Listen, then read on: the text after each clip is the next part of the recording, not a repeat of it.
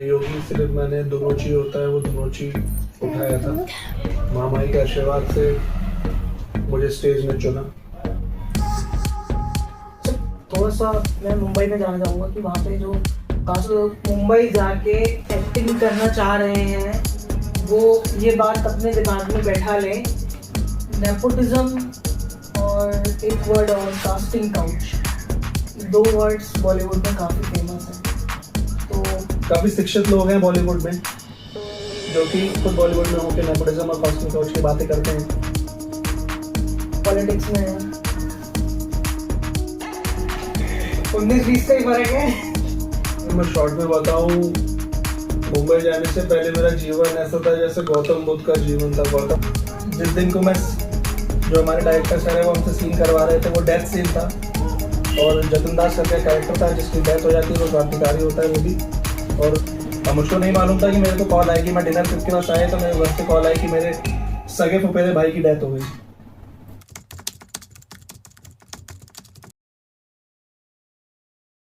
Mister Shubham Kumar Bagchi, आपके लिए मेरे लिए मेरे दादा, ये बताना चाहूंगा कि ये एक्टर हैं प्रोफेशनली और इन्होंने थिएटर भी किया है। तो दादा, आप बताएं आपकी जर्नी कहाँ से स्टार्ट हुई? असल मैंने जो पहली मर्तबा जब मैंने परफॉर्मेंस दी थी, माता काली के सामने परफॉर्मेंस दी थी, और उस वक्त 2-2.5 साल की उम्र रही होगी। सिर्फ मैंने दोनों होता है वो दोनों उठाया था। बिहार में कटिहार की बात है जहाँ पे मेरे मम्मी जी का जन्म स्थान है, नाना जी की पोस्टिंग थी जहाँ पे। और हो सकता है कि उस वक्त से मामाई के आशीर्वाद से मुझे स्टेज में चुना, और मुझको बिल्कुल फेमिलियर सा लगता है स्टेज पे है ना। ये तो एक बचपन का किस्सा हो गया, फिर उसके बाद जैसे स्टेप बाय स्टेप हम आगे जाते हैं कि आपने मुंबई तक का सफर कैसे तय किया? देखिए, मुंबई का सफर मैंने ऐसा तय किया कि मैंने अपना होम टाउन जो बरेली है वहाँ पे संजय गांधी कम्युनिटी हॉल, उत्तरायणी मेला, छोटे दुर्गा पूजा के स्टेजेस होते हैं। हाँ, अम्रपाली मॉल, फिनिक्स मॉल, ऐसे काफी जगहों पे परफॉर्मेंस देकर बरेली जगत में नाम कमाया। और बड़ों के आशीर्वाद से,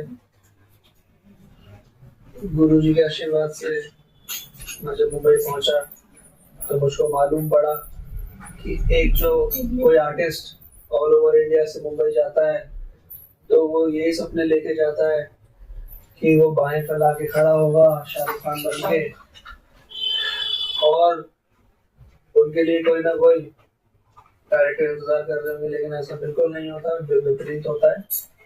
और वहां पहुंचने के बाद आपको पता चलेगा कि वहां पहुंचते ही हालात बिल्कुल अलग होते हैं।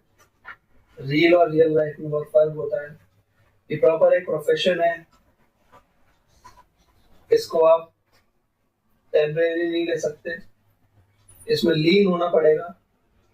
तो मेरी मुलाकात गुरुजी श्री राजेंद्र तिवारी जी से हुई। वहाँ पे मैंने एबीएसएस थिएटर में काफी अध्ययन किया एक्टिंग को लेके। मैं भूख प्यास खाना पीना सब कुछ छोड़ के, नींद सब कुछ छोड़ के, मैंने जो एक्टिंग की दीवानगी होती है मैंने उसमें पूरा फोकस किया। और गुरुजी के आशीर्वाद से मुझको काफी अभिनय समझ में आया कि अभिनय क्या होता है। थोड़ा सा मैं मुंबई में जाना चाहूंगा कि वहाँ पे जो कास्टिंग का प्रोसेस होता है, जैसे कि आप मुंबई गए, फिर वहाँ पे आपने स्ट्रगल किया। लोग कहते हैं स्ट्रगल करने गया मैं। स्ट्रगल क्या होता है, स्ट्रगल किसे कहते हैं, और स्ट्रगल करने के बाद पिक्चर में कैसे आपको मूवी मिलती है, पूरा प्रोसेस क्या होता है? देखिए, 2014 में जब मिस्टर यूपी बनने के बाद मुझको एक कॉन्फिडेंस होता है, हल्के हल्के आने लगता है। तो फिर 2014 में मेरा मुंबई जाना हुआ, और वहां जाके मैंने देखा कि वहाँ पे mister UP, mister Kolkata, mister Punjab, mister Delhi, ऐसे काफी मिस्टर जितने होते हैं अच्छा, अपने अपने स्टेट के, हाँ अपने अपने स्टेट के, अपने अपने स्टेज के, अपने अपने स्टेट के, सॉरी, स्टेट लेवल। अपने अपने स्टेट लेवल के। तो वहां से मुझको लगा कि भाई ये तो फिर से जीरो से स्टार्ट करने वाली बात है। और आप जब जब जीरो से स्टार्ट करते हैं कुछ ना कुछ आपके साथ अच्छा होता है, आप हल्के हल्के मुकाम हासिल कर रहे होते हैं। इस बात को हम ऐसा मोटिवेशन भी ले सकते हैं। बिल्कुल ले सकते हैं, इस बात को बिल्कुल मोटिवेशन में ले सकते हैं, क्योंकि आप अगर कई बार ऐसा होता है कि लोग बहुत ज्यादा होपलेस हो जाते हैं, बिल्कुल डाउन चले जाते हैं, और फिर उसके बाद हमें ऐसा लगता है कि अरे यार अब हमें फिर से स्टार्ट करना पड़ेगा। देखिए, ये जीवन है, जीवन में जब तक आपके हाथ पैर सही सलामत है, जब तक आपका दिमाग काम कर रहा है, मस्तिष्क जब तक आपका काम कर रहा है और आपको एक हुड़क है कामयाबी पाने की, घर की जिम्मेदारियों के बाद अगर आपके पास वक्त बचता है तो आप अपने आप को कामयाब देख सकते हैं, अपने आप को सफलता अपने हासिल कर सकते हैं। मैं वापस आता हूँ आपके सवाल पे। आपका सवाल क्या था? मेरा सवाल था कास्टिंग। कास्टिंग से पहले का सवाल था आपका? कास्टिंग से पहले मेरा सवाल था जर्नी कहाँ से स्टार्ट हुई? नहीं, अभी आपने एक दूसरा सवाल किया था, भूल गया। पहला सवाल मेरा था जर्नी कहाँ से स्टार्ट हुई, दूसरा सवाल था मोटिवेशन। मोटिवेशन मोटिवेशन मोटिवेशन तो मैं मोटिवेशन पे आता हूँ। अगर मोटिवेशन की बात करेंगे तो जब तक आपके पास पैसा है तब तक आप मोटिवेट हैं, क्योंकि without money you can't achieve anything. क्योंकि खाने के लिए, रहने के लिए आपको पैसे की आवश्यकता है, तो उस लिए आपको काम करने पड़ेंगे। मैंने भी वहाँ पे काफी वर्क प्रोफाइल मैंने अपना मेंटेन किया था, मैंने काम किया था वहाँ पे। मैंने MNCs में काम किया है, कैनेडा प्रोसेस में, मल्टीनेशनल कंपनीज में। मैंने एज अ बॉक्सेट में भी काम किया है वहाँ पे। ताज होटल में भी मैं इवेंट ऑर्गेनाइजेशन के थ्रू गया था, मैं वहाँ पे काम कर चुका हूँ। ग्रोल्स कंपनी करके है, वहाँ पे as a teacher, as a manager काम किया। तो मैं खाली नहीं बैठना पसंद है मुझे, तो इस वजह से मैंने साथ साथ पैसे कमाने के साथ साथ ये सब अनुभव भी लिया है। जो लोग मुंबई जाके एक्टिंग करना चाह रहे हैं वो ये बात अपने दिमाग में बैठा लें कि मुंबई जाके सिर्फ एक्टिंग नहीं होती है, वहाँ पे रहने के लिए, सरवाइव करने के लिए काम भी करना पड़ता है। बिल्कुल करना पड़ता है। ऐसा नहीं है कि आप डायरेक्ट जाओगे और डायरेक्टर आएगा और आपको बोलेगा कि सर शॉर्ट रेडी है। ऐसे शॉर्ट रेडी से एक बात मैं थोड़ा सा और डिटेल में पूछना चाहूंगा कि वो स्टेज कैसे आती है जब आपसे बोला जाता है कि सर शॉर्ट रेडी? काफी मुद्दतों के बाद, 1 साल बाद कम से कम, मैंने जब ऑडिशंस वगैरह दिए, 100 से ज्यादा ऑडिशंस देने के बाद जो आप कह रहे हैं शॉर्ट रेडी है वाली बात मेरे साथ हुई थी। और वो क्या है? मुझको एक छोटा मूवी थी क्या था? मेरे को एक मूवी मिली थी, मैं एक ही मूवी करी थी अब तक, बॉलीवुड की एक मूवी टाइपकास्ट। दोस्तों आपकी स्क्रीन पे अभी मूवी शो हो रही है और उसका लिंक मैं डिस्क्रिप्शन में दूंगा और आप एक बार देखना जरूर जाके। टाइपकास्ट मूवी में मेरी बहुत छोटी सी भूमिका थी श्रेयस तलपड़े सर के साथ, जिनसे मैंने काफी कुछ बॉलीवुड के लिए सीखा। उन्होंने बॉलीवुड की अंदर की चीजें बताई कि एक जो परफॉर्मर होता है वो कैसे परफॉर्म करता है, तो उनसे काफी मैं प्रेरित हुआ। श्रेयस तलपड़े सर ने काफी कुछ मुझे बातें बताई जिससे मेरा कॉन्फिडेंस लेवल और बढ़ गया। अभी आप मुझे जहाँ पे भी कहेंगे, स्टेज के सामने कहेंगे, कैमरे के सामने कहेंगे, I can perform anywhere. Nepotism और एक वर्ड और कास्टिंग काउच, 2 वर्ड्स बॉलीवुड में काफी फेमस हैं, तो कितने रियल है ये और आप इसके बारे में कितनी जानकारी रखते हैं? क्या एक्चुअल में ये क्या है? देखिए, काफी शिक्षित लोग हैं बॉलीवुड में जो कि खुद बॉलीवुड में होकर नेपोटिज्म और कास्टिंग काउच की बातें करते हैं। नहीं तो आप बताइए कि ये दोनों चीजें कहाँ पे नहीं है। मुझे एक सेक्टर बता दीजिए, शायद ही ना हो, हर जगह है। लेकिन अगर आप खुद सही हैं, अगर आपके दिल में खुद मैल नहीं है, तो आपको कोई बिगाड़ नहीं सकता या आपके लिए कोई गलत नहीं कर सकता। ज्यादा से ज्यादा क्या होगा, जो काम आपके हाथ आ रहा है वो नहीं आएगा ना, लेकिन कोई आप जोर करके जबरदस्ती करके नहीं कर पाएगा। तो ये कास्टिंग का उसका जवाब था। और अगर मैं बात करता नेपोटिज्म की, नेपोटिज्म हर जगह है, कहाँ नहीं है। पॉलिटिक्स में है। देखिए मैं एक आर्टिस्ट इंसान हूँ, मुझे राजनीति की बातें मुझे ना करना पसंद है ना उसमें पसंद है। अगर आप पॉलिटिक्स की बात कर ही रहे हैं तो हमें सिर्फ पॉलिटिकल लीडर अच्छा होना चाहिए जो हमारे लिए काम करे। Smart answer. फिल्म मेकिंग और टीवी सीरियल्स की शूटिंग वगैरह तो आपने काफी देखी होगी। देखी भी है उनको, मैंने करी भी है और करी भी है। तो सबसे पहले तो आप ये बताओ आपने कौन सी सीरियल में या वेब सीरीज में काम किया है ताकि हमारे व्यूअर्स आपको देख पाए। देखिए मैंने सावधान इंडिया, क्राइम पेट्रोल, यंग है हम, शौर्य एकलव्य जैसे सीरियल्स मैंने वर्क किया है। मूवी के बारे में मैं आपको बता चुका हूँ और 10 साल के थिएटर्स के अनुभव है जो कि अखिल भारतीय सांस्कृतिक संस्थान ABSS थिएटर ग्रुप से जुड़ने के बाद काफी प्रेरणा मिली है। अच्छा, ये सब चीजें बहुत ज्यादा करीब से देखने की वजह से एक एक्सपीरियंस अलग ही लेवल का मिलता है।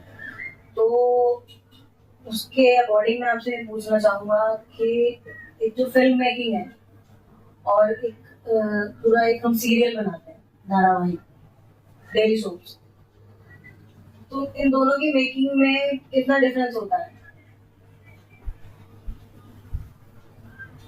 देखिए फिल्म मेकिंग एक अलग कंसेप्ट हो गया। जो फिल्म हो गई, मूवी हो गई, शूट खत्म, फिर नेक्स्ट वर्क। सीरियल्स क्या है कि 1 साल 2 साल कंटिन्यूअसली चलते ही आ रहे हैं, जैसे कि ऐसे भी पुराने सीरियल शक्तिमान कितने सालों तक चला। हम लोग खुद छोटे थे उस वक्त, बहुत छोटे थे मतलब। तो सीरियल्स के भी सीजन 2 आने लगे हैं। CID देख लीजिए, CID कितने साल, मेरे समझ से 10 साल से भी ज्यादा हो गया CID चला। तो ये serials, movies, web series, theatres, ये सब है, सब एक्टिंग का एक पार्ट है, लेकिन सब अलग अलग चीज है। काम करने के तरीके वहाँ अलग है, बहुत सारी चीजें अलग है, क्योंकि हम एक उसमें नहीं बयान कर सकते। मतलब जैसे कि एक हमारा किसी स्टोरी को दिखाने का जो एक नजरिया होता है, एक हम 3 घंटे में स्टोरी दिखा देते हैं पूरी। एक हम सीरियल बनाते हैं तो उसमें हम स्टोरी दिखाते हैं। उन दोनों को दिखाने का क्या फिल्म मेकिंग है? फिल्म मेकिंग में हमने आर्टिस्ट को बुलाया, एक आर्टिस्ट है, जैसे फिल्म की शूटिंग होती है, एक टाइम होता है, इस टाइमिंग तक ये शूटिंग जो है ये पूरी हो जाए। और जो सीरियल्स होते हैं सालों साल चलते रहते हैं, तो उनकी मेकिंग बहुत लंबी चलती है।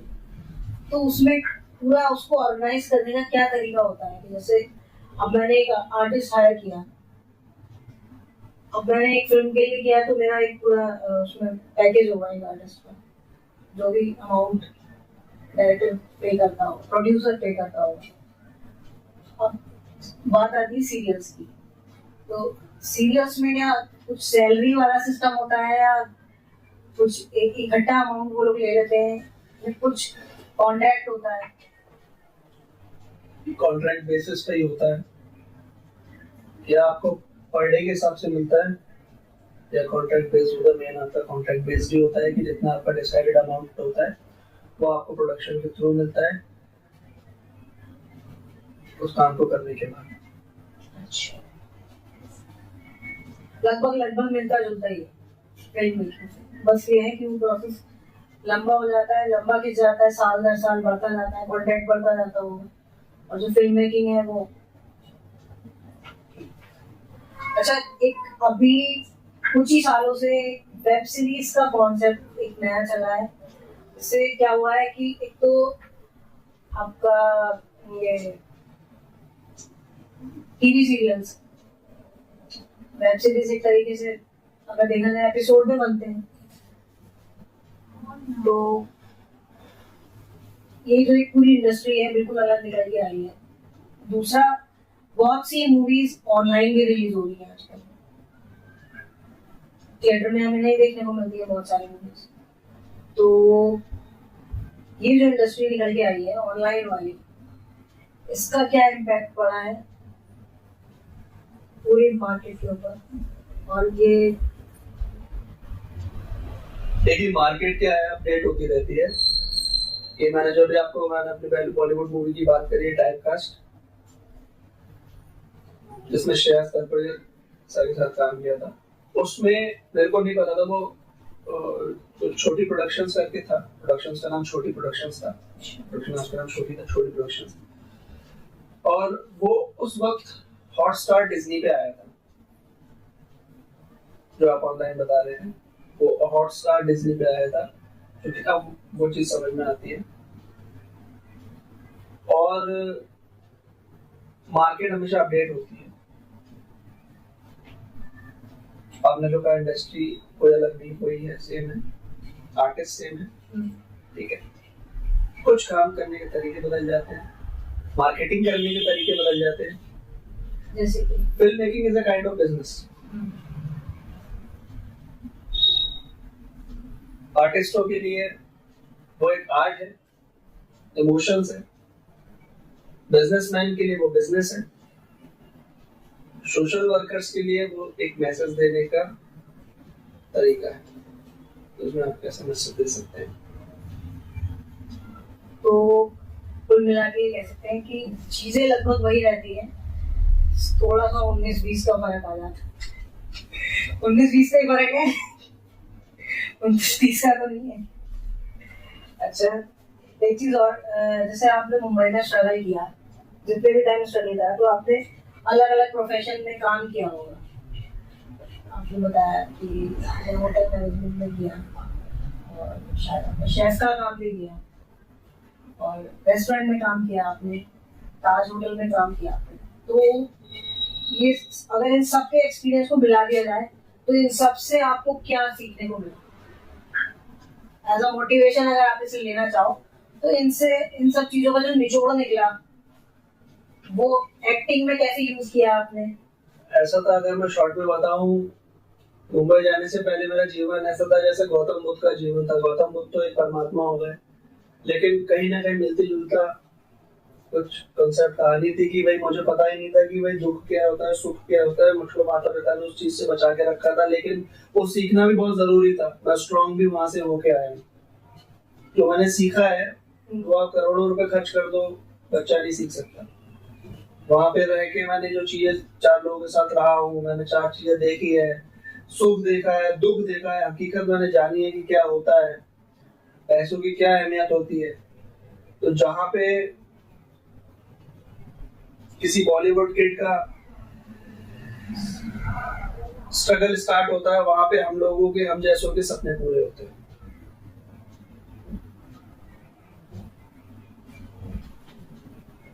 जैसे मान के चले कि हमारा स्ट्रगल है, हमने स्ट्रगल किया और हम पहुंच के, हमने एक मूवी हमें मिली, हमें काम मिला, तो वही बॉलीवुड किड वहां पे बैठा है, उसको मूवी मिल गई। हालांकि मेहनत वो भी कर रहे हैं, लेकिन उनको पहले मूवी मिली। वो उनका स्ट्रगल है कि पहले मूवी मिली, फिर वहां तक जा रहे हैं। और हमारा क्या है कि हम यहाँ से ग्राउंड लेवल से ऑडिशंस देते हुए, सीखते हुए, मंचते हुए यहाँ तक पहुंच रहे हैं। और हमें एक मूवी मिल जाए या कुछ सीरियल्स मिल जाए या काम जब मिलना शुरू हो जाए तो हमारे लिए वो सक्सेस है। पर जो हमारी सक्सेस है वो बॉलीवुड किड्स के लिए वो स्ट्रगल है। जहाँ से हमारा हमें सक्सेस मिलती है, वहां से बॉलीवुड किड्स का स्ट्रगल स्टार्ट होता है। अच्छा, आप इतने साल मुंबई में रहे, तो घर आना भी आपका मतलब किस तरह से होता था? जैसे कि कितने कितने लंबे टाइम के लिए, मैक्सिमम टाइम आपने वहाँ पे कितना बिताया, या प्रॉपर मुंबई में रह के ही पूरी तरह से सेटल हो गए? मेरा जो मैक्सिमम टाइम था वो सबसे ज्यादा जब मैं रहा था वो लास्ट में शौरवीर एकलव्य सीरियल के टाइम को रहा था 1 से 1.25 साल। वहाँ पे ही मैं AVSS के साथ हरियाणा में थिएटर्स करने गया था। उसी वक्त 1 से 1.25 साल मैं रहा हूँ, जो मुझे बिना घर आए हुए मुझे रहना पड़ा, वहाँ पे मैं रहा हूँ। और जब शुरू में गया था तब मेरा हर 3-4 महीने में एक बार घर आना होता था। फिर लास्ट में 1 से 1.25 साल के लिए रहा मैं वहाँ। इस बीच में कई फेस्टिवल्स भी पड़ते हैं, काफी फेस्टिवल्स पड़ते हैं, याद आती नहीं है। फेस्टिवल्स में आना नहीं हो पाता। जैसे कि मेरा क्वेश्चन आ रहा है, ये एपिसोड हम हो सकता है दिवाली का अपलोड करें, तो जो मेरा क्वेश्चन है यही है कि दिवाली पे घर वापस जाने की खुशी और दिवाली पे घर वापस ना जाने का दुख, दोनों चीजों को आपने एक्सपीरियंस किया होगा। दोनों ही चीजों को आप किस तरह से अपने एक्सप्रेशंस में कहना चाहेंगे? देखिए, जब आप बाहर रह रहे होते हैं तो इमोशंस हल्के हल्के खत्म हो जाते हैं। दिवाली का यही है कि बस बुरा लगता था, वहां पे रहते थे, यहाँ पे सब अपनों के साथ मनाया जाता था। लेकिन आप कुछ करने गए हैं तो आपको सारी चीजें साइड में रख के जो आप जिस काम को करने गए उस पर फोकस करना होता है। क्योंकि मैं यहाँ पे जो चीज में उम्मीद लेके गया था मैं अपना पूर्ण करके जब मैं आया तो मेरे दिमाग में यही था कि भाई पिताजी की तबीयत खराब हो गई और साथ साथ मेरा कहीं ना कहीं हमारी बहन की तो पढ़ाई चल रही थी तो अपना ड्रीम पूरा करना। तो उस वक्त उन्हें दिल्ली जाना था तो मुझे आना पड़ा, मैं आ गया। क्योंकि हमारे बॉलीवुड में काफी लोग थे जिन्होंने मुझे समझाया कि भाई अगर घर की जिम्मेदारियां हैं तो पहले जिम्मेदारियां निभा लो। और बहुत ही थैंक यू, क्योंकि मुझे ये बात आज तक मैंने किसी इंटरव्यू में बताई नहीं है और अभी तो सीख ही रहे हैं, चल ही रहा है, काम कर रहे हैं, स्टेज के माध्यम से हो, कैमरे के माध्यम से हो। तो बॉलीवुड में काफी लोग थे जिन्होंने मुझसे बोला कि आप अपनी पहले घर की जिम्मेदारियां पूरी करके आइए। जब जिम्मेदारियां जिस दिन पूरी हो जाएंगी, वो कोई भी उम्र हो सकती है, उसके बाद फिर आप जब बैक टू बॉलीवुड होंगे, बैक टू मुंबई होंगे, फिर ऐसे मंच के आओ कि फिर धमाल कर। दिवाली की बात हुई है तो दिवाली से रिलेटेड पूछना चाहूंगा कि आपने दोनों जगह की दिवाली भी देखी है, तो अपने शहर की दिवाली, दूसरा एक दिवाली होती है मुंबई शहर की, महाराष्ट्र। तो मुंबई की दिवाली और अपने घर की दिवाली में क्या डिफरेंस है? देखिए, ये भारत देश है, यहाँ पे घाट घाट पे पानी और भाषाएं बोली बदल जाती है, सब सेम ही है, एक जैसे ही है। उसको मनाने का, सेलिब्रेट करने का तरीका थोड़ा अलग है। वहाँ पे भी दिवाली मनाते हैं, यहाँ पे भी दिवाली मनाते हैं। वहाँ पे भी आपके फ्रेंड्स वगैरह बन गए? वहाँ पे भी फ्रेंड्स हैं। वहाँ पे भी काली पूजा, लक्ष्मी पूजा होती है दिवाली के दिन। यहाँ पे भी काली पूजा, लक्ष्मी पूजा होती है दिवाली के दिन। बट ये है कि जो बचपन के दोस्त होते हैं हमारे, चाइल्डहुड फ्रेंड्स, एक जो घर जाने की खुशी होती है, लगभग जैसे कोई भी जो भी व्यक्ति बाहर रहता है वो जब अपने फेस्टिवल पे घर जाता है तो चाहे उसमें स्टूडेंट हो गए या बाहर जॉब करने वाले हो गए या आपके कॉलेज में किसी भी तरीके के प्रोफेशनल्स होते हैं, डॉक्टर्स हो गए, बहुत से डॉक्टर्स बाहर स्टार्टिंग में इंटर्नशिप करते हैं। डॉक्टर्स से एक बात मुझे ध्यान आई है, तो थोड़ा सा मैं उस विषय में भी आपसे पूछना चाहूंगा। आरजीकर मेडिकल कॉलेज जो भी इंसिडेंट हुआ उससे आप क्या कहना चाहोगे? थोड़ा सा आपके मुंह से मैं सुनना चाहता हूँ कि इतने क्राइम्स कैसे बढ़ते जा रहे हैं और एक पूरे हॉस्पिटल में सबके सामने वो भी एक डॉक्टर के साथ इतना गलत हो गया। देखिए, अपराधी अपराधी होता है, अब उसके लिए कोर्ट है, वो डिसाइड करेगी। और जो डॉक्टर के साथ हुआ है वो बहुत बहुत ही बुरा और बहुत ही शर्मनाक हादसा है, जिसमें जो अपराधी हैं उनको कड़ी से कड़ी सजा मिलनी चाहिए। और साथ ही साथ ये हमने प्रोटेस्ट भी किया था, जैसे काफी लोगों ने बोला है कि इस समक्ष कोई आर्टिस्ट बात नहीं कर रहे हैं। काफी आर्टिस्टों ने इसके लिए मैंने सोशल मीडिया पे भी देखा था, आप एकमात्र आर्टिस्ट थे बरेली शहर से। दोस्तों मैं एक बार आपको बताना चाहूंगा, सॉरी बीच में रोक रहा हूँ, but is the first artist from Bareilly जो कि प्रोटेस्ट में थे। मैंने इनको देखा था। ठीक है।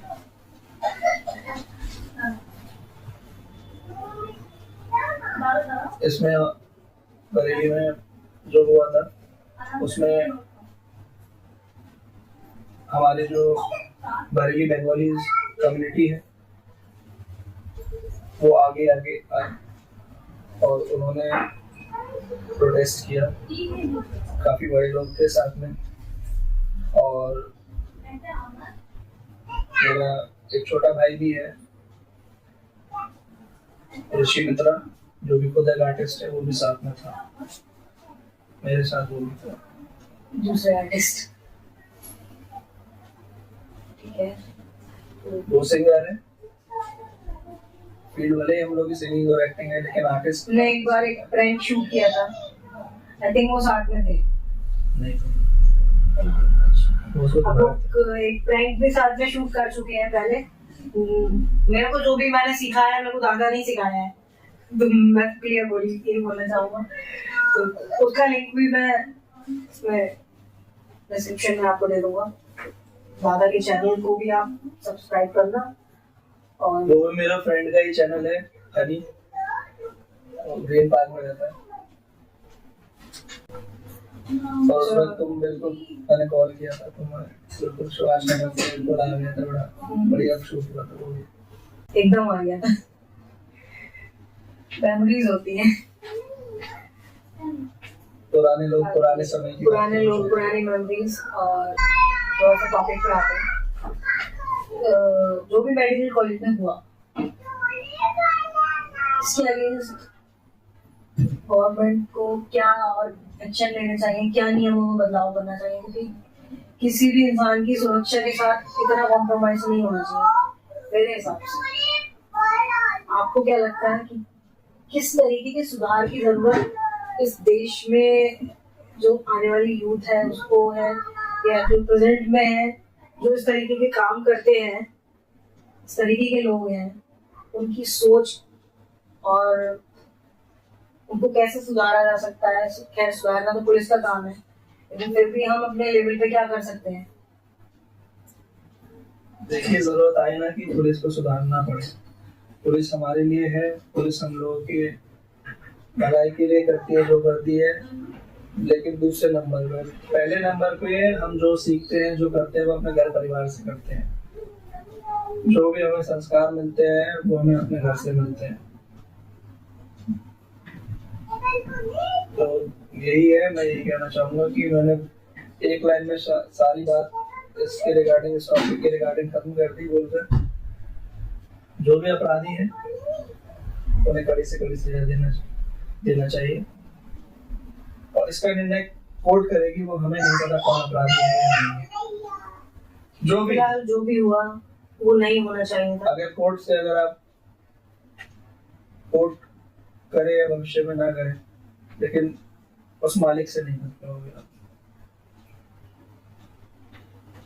किसी के साथ भी होता है वो गलत तो गलत है ना।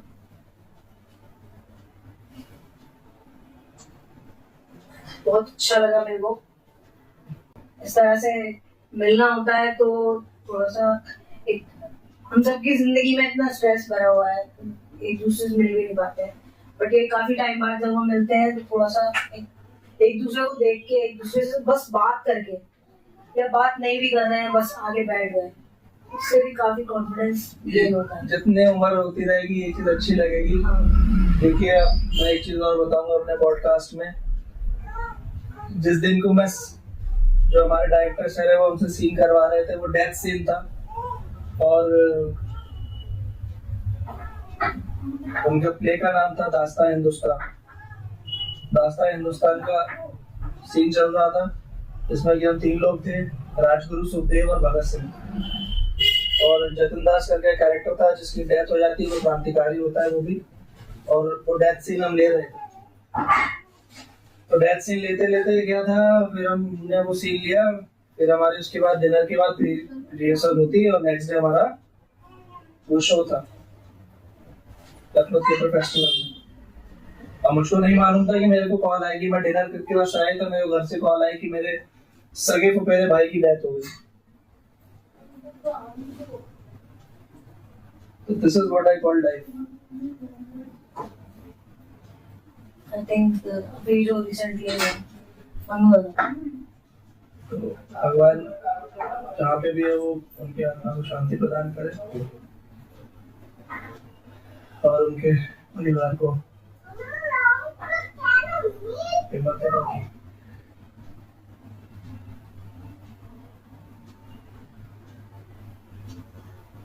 तो बहुत अच्छा लगा मेरे को, ये कहूँगा कि बहुत बहुत बहुत बढ़िया लगा मेरे को पॉडकास्ट शूट करके आपके साथ। एक लास्ट जाते जाते हमारे यूथ को आप क्या मैसेज देना चाहोगे, जो हमारे सो कॉल्ड जेंजी हैं?